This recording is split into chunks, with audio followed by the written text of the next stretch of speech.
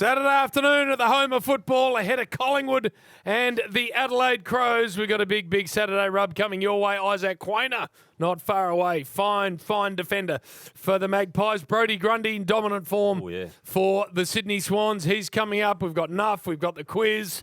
We're going to find out when Fat's returning. We're not sure. We're going to get to the bottom of a couple of the big issues in our game, including the media rising star. I've got an inside track. But before we get to all of that, hello to you, Purple. Hello to you too, Jim. And I want to get to you too very shortly because I always love it when you come back to Melbourne from an interstate trip the previous night. And I've got a little bit of a discourse between you and someone in the Swans rooms last night, which I think the two other people on this show today will appreciate. I think you need to go there. Hello to you, Bernard. Nice to have you in person. I know. It's been a couple of weeks since I've been actually here in Melbourne. So enjoying this. Sun's out for me. Perfect. I thought there might have been a bit of rain around, but he doesn't like not being noticed, does he, Jim? No, he doesn't. Has someone bypassed him or it's something? along those lines. I like this. It's actually the complete opposite. And what we're going to do is a confessional. But before we do that, Izzy's back. Welcome. Yes, thanks for having me. I'm a bit disgruntled. Why? Today, the wife went out for dinner last night, so I had the fire roaring, nice red wine, and was about to tune into the golf at 9 p.m. And instead I had to listen to your dribble for another 40, 50 and it minutes. was dribble. Yeah. That game had fallen away badly by then. What about that? Scotty Scheffler. The world's most boring man. The best golfer. Ends up in the lineup. Ends up with a mugshot. And all he's trying to do is pull into a golf course. I saw it and I thought, is he carrying a firearm? Yeah. He's been charged with a fray and assaulting a cop, hasn't he? And then he shoots a 66, Jim. Has he got a cluster of 8 balls parked in his golf bag? I'm thinking, like, what the hell can this man have done to be locked up and all he was trying to do was Jim, turn into the golf course? We're only saying a couple of weeks ago he needs to go out and just stuff up. Yeah, exactly. Luck up. And as soon as I saw the headline, I thought, yes, he's finally done it. I love him now. And then I just heard he was trying to get into a golf course. So that wasn't quite as I don't know if you followed the commentary this morning, but he was so thankful for the police officer that arrested him. Thankful. Calmed him down. See, that's not what you They want. said, do you want the full experience? He said, well, what's that? And they said, do you want a sandwich? Do you reckon John Daly would be thanking him? No. No. It's astounding. Yeah. The police in that part of the world take their roles. They love it. I thought the world #1 would have a police escort to him, mate. Well, no one knows who he is. He's that boring. 66 though. Where is he on the freakish player? I actually I saw Shoffley is still leading. I didn't see. He won't be too far back. Xander, but no, he's a nuts golfer.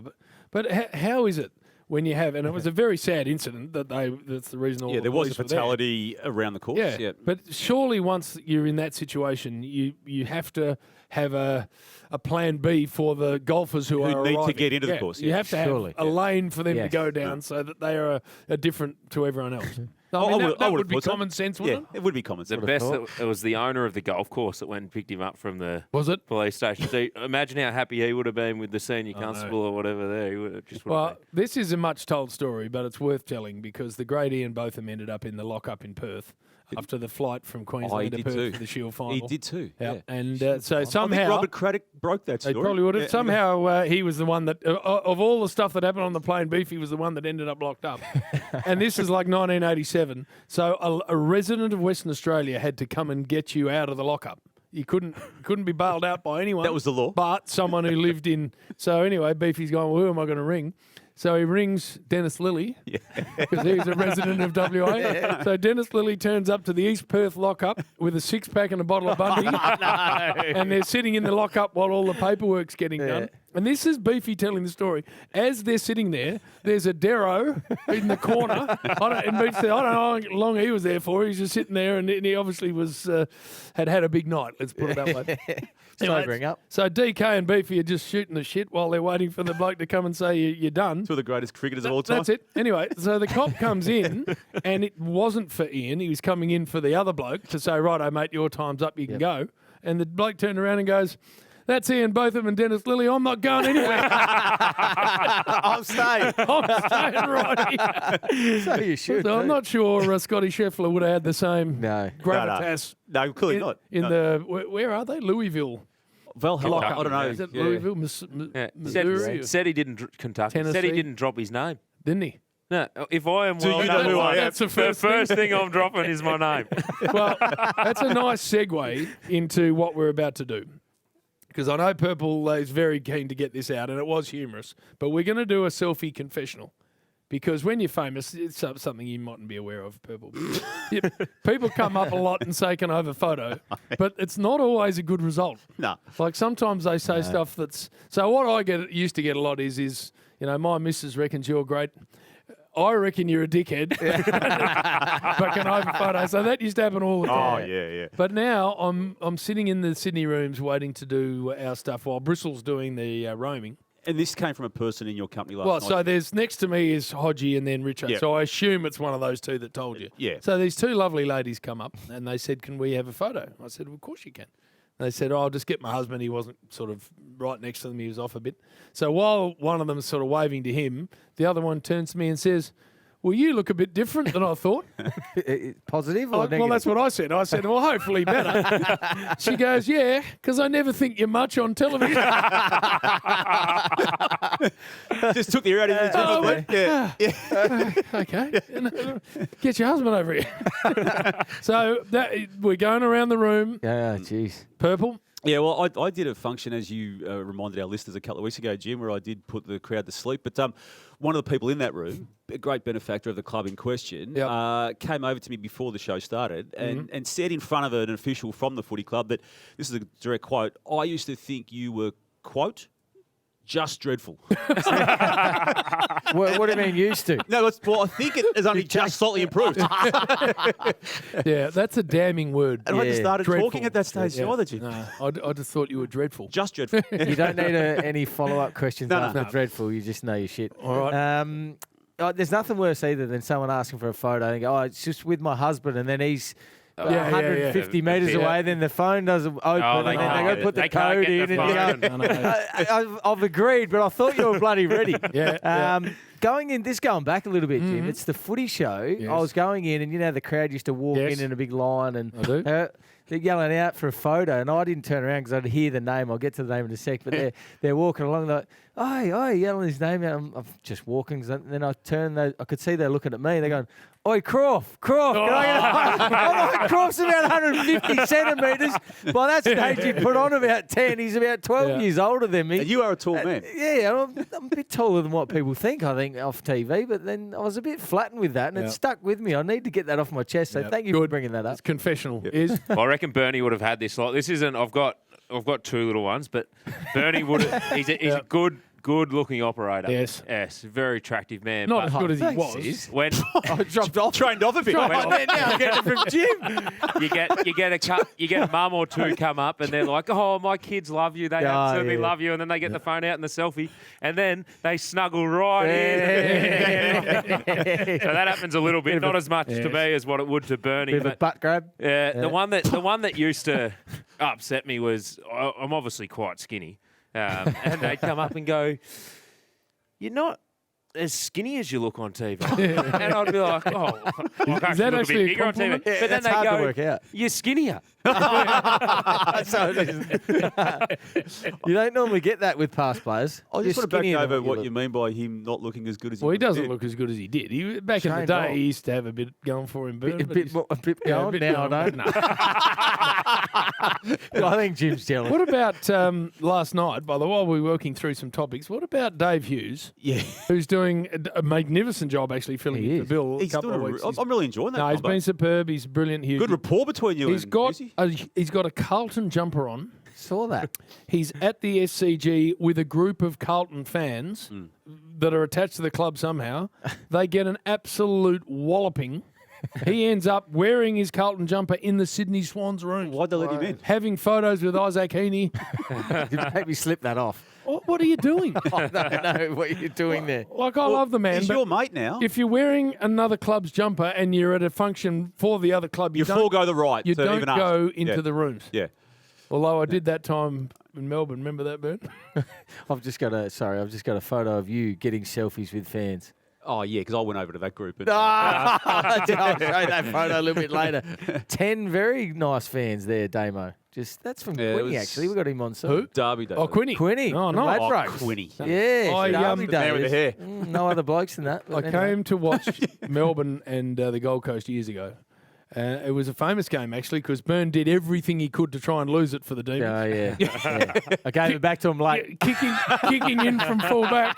He just picked out Tom Lynch and said, here, have a shot at goal to win the game in the last second. I thought I'd go down the path of kicking to someone small and someone that's not going to mark. So I kicked it to Lynchy about 40 out. That's it. He had siren sounded, and all he had to do was kick a goal in Melbourne line. Yeah, and just missed. Yeah, he just missed. That was good. And I'm sitting down here in the second tier with my brother watching because his son was playing. And I forgot because I'm not a beer drinker, that when you have 4 or 5 pots over the course of 4 hours, you're then busting. You forgot that busting just don't drink beer. Oh, no. So anyway, I had 4 beers, and they're those big plastic jobs. Yeah. And then Mark and Deb go, righto, I've just got to Deb said, I've just got to quickly go down and see Angus for a second.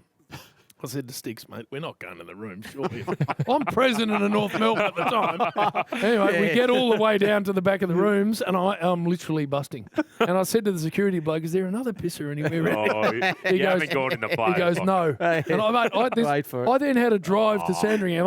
I'm not making it. So I said, Jim, toilets. You are privileged. So, mate, I'm in. I'm in. So I'm walking past Gary Pert.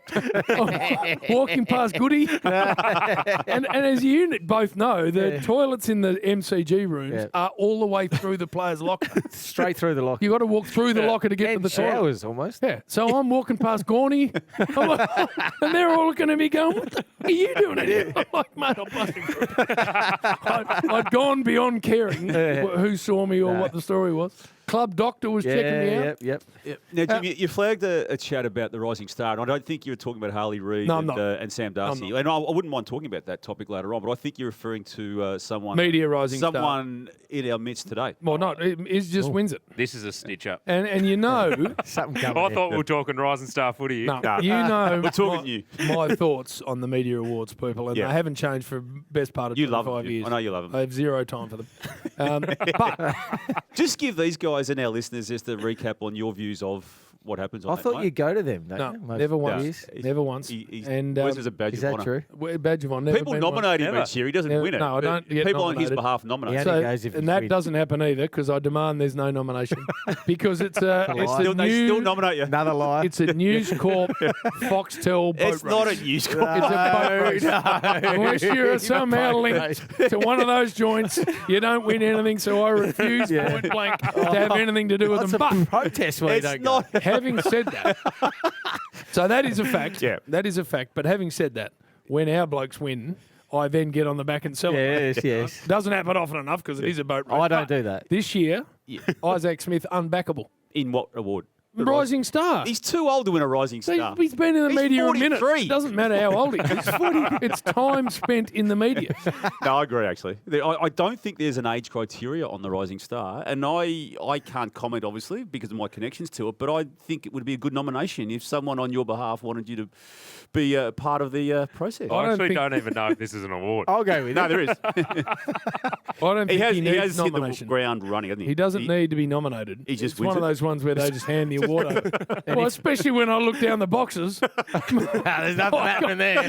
Don't look that way. There's no star, let alone rising stars. There aren't any stars. In fact, Jim, don't look that way. Oh, my God. That's worse. What the hell? And that's not a rising star either. That's the Death Star. That's the opposite That's of the rising. one in Star Wars where the bloody Darth Vader comes out of.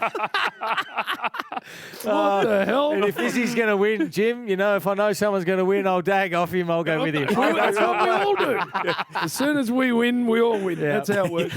All right, Isaac Quaynor, not too... Is that Isaac out there, by the way? I think it is. It is. So he's not talking to us. Pink boots. No, he's a long way away. He's doing his warm-up. With Johnny Noble. He's with Johnny Noble warming up. Well, he's coming up, of course. Yeah, nice to have your company. We're here for Adelaide and Collingwood. We're not holding this man up any longer. Isaac Quaynor Premiership superstar of the Magpies. Welcome to you. Hey guys, how are you? Well, now tell me about the boots. I like them, bright pink. I'm just having a look at them now. Right. Yeah. They've been my lucky boots the last probably 3 or 4 months, really, and including that finals spree as well. So just thought I'd keep them going. I've actually got a really cool pair of boots which were designed by Alicia Newman, who painted a lot of the boys' boots. I'm hoping to maybe debut them next week. I just need to wear my boots in. I can't just wear them brand new boots right off rip. So exciting. I like that. I also like the cornrows. How long have they been rolling? I've been going with them probably on and off for the last 12 months, I'd say. It's good. Yeah, I just like changing it up. I can do a fair bit with my hair. I'm very fortunate, so I may as well keep the styles coming. How long does that take to do? It depends on the style, but this one takes maybe about just over an hour. Yeah. Well, I like it, man. Thank you. You're a stylish man, Isaac. Thank you. You do a fair bit of work in front of the camera? Yeah, a little bit. I've started to do a bit over the last 6 months, signed to a modelling agency and just doing a little bit of that stuff on the side, which is a bit different, but just something else I kind of enjoy doing. And yeah, I'm actually starting to kind of warm to it. Any tips, Jim? Because as a former model. Former Yeah, what do you got for me? I need all the help I can get. You and I need to have a coffee. Ideas about how to do it. He was a hand model. I had both catwalk and photography. Was how I've got respect for you. Catwalk, my goodness. Hey, what's been the turnaround, Isaac, since the start to the season? I know there was that slowish start, obviously, but since round 3, you just really have become a different team. Was there a recollection that you've got right now where it was a single moment that turned it around, or was it just persevere and work your way through? I think it's more that, definitely more that second option. I feel like our turning point was we went back to the basics of what we do really well, and kind of the cornerstone of our football, which is, you know, our pressures, our number one thing that we focus on every single week, and every team knows we do it. And I think everything kind of just built off the back of that. And clearly, since that conversation's been had, we've been able to put a few wins on the board, which is great.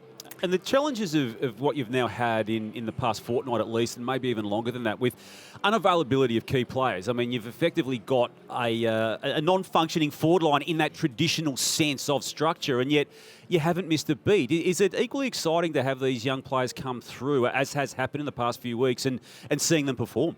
It is. It's unreal to see. And to be honest, like a few of these boys, I've been saying since pre-season that, you know, like people like Reef and Joe, Finn McRae, to name a few, that have just been primed and ready to come in. And we just have a really strong list, and they haven't quite been able to find their way in. But through injury, they've had an opportunity, and you can tell by the way they all played last week, they all grabbed it with both hands.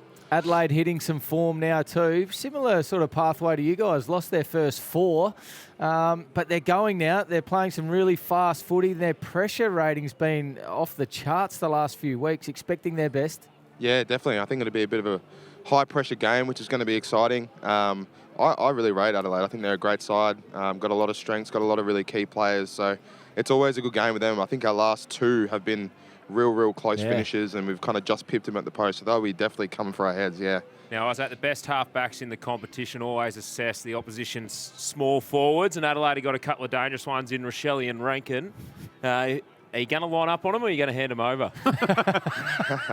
Well, we play system, so like I'll system. I'm He's got the system. You're that high halfback that says, "Hey, I'm just telling you the truth." That's what you say when you don't want to stand anyone. System. No, I'm sure I'll line up on both of them throughout the day, which will be exciting because they're, as you said, both absolute stars. Hey, we've seen prior to the past fortnight what Nick Dacos is capable of doing, but is it possible that what you may have witnessed firsthand in those past 2 matches has him now at the absolute peak of his already extraordinarily established high-end form? Yeah, he's in some unreal form. He's an absolute freak of nature, and I get first-class seats to watch him do what he does every single week. So the weird thing is I feel like he just keeps finding ways to improve. And, you know, this is only year 3, is it? So, like, yeah, it's scary stuff. So, yeah, I'm excited for what he's going to be able to bring today, definitely. Damo touched on it a little bit earlier with some of the players out, but your forward line, some big opportunities for players to stand up. No Elliott, McStay still out, obviously, Meyer check out. So some real opportunity for others. Yeah, definitely. As I said, like those boys there, Reef, Joe and Finn, have come into the forward line. I'm just looking at them now. They're the ones I can think of in my head. But like the way that they attacked the footy last week and brought their strengths, like Joe Richards in his first game looked like he'd already played 100. So he's a bit of a mature age, the same age as me, but. Yeah, I've been so impressed with the way that he's been able to kind of impact for us, especially last week, but throughout the whole pre-season as well. I've got the binoculars on your teammates while they're warming up. You haven't got too much competition for those modelling spots. Who you got it on, Jim? Name some names. I like Throw them out there. There's some real junk out there. I'm telling you right now. So, I'll pass that on. I don't mind that. Number 4. maybe Number 4. Bryce. Not saying any names, just number 4. Maybe Lipinski. He's a good-looking boy, and perhaps Nick Dacos. Dacos But that's about it. Yeah. Tails off. You said it, not me. I'm staying out of this one. Big camo. I think Schultze. They're not. They're not causing you any problems. Johnny Noble. Come on, Nobes. Hey, we've taken enough of your time up, mate. Good luck today. All right. Thanks, guys. Appreciate it. Cheers. Isaac Quaynor.